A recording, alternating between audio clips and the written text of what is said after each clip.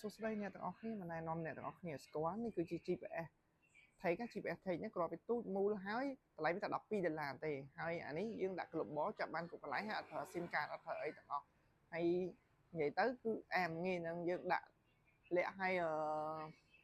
មើលទីតាំងរបស់វា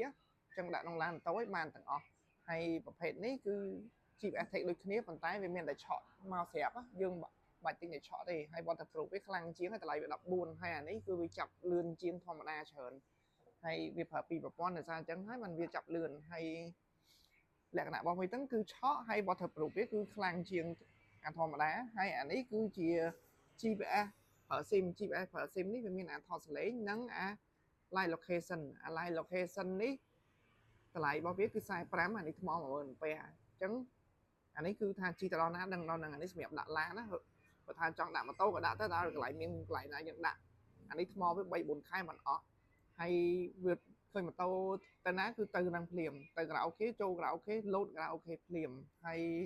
បើឈប់ប្រហែលនាទីក៏ដឹងដែរហើយអានេះក៏ដូចគ្នាឈប់ប្រហែលនាទីក៏ដឹងដូចគ្នាប៉ុន្តែគ្រាន់តែវា online location ទេតែចំណុចពិសេសរបស់វាគឺថា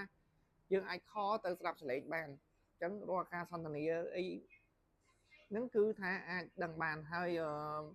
មួយទៀតគឺវាចាប់ទីតាំងយើងអាច select ទីតាំងថា3នាទី1នាទីអីឬ10នាទីតាមចិត្តរបស់យើងហើយចំពោះតម្លៃវាតែ35ទេបើសិនជាចាប់អារម្មណ៍អាចទំនាក់ទំនងទិញតាម Telegram 0172243ដងឬក៏ Facebook Page Haley Phone Shop បើបងហានតែអរគុណច្រើន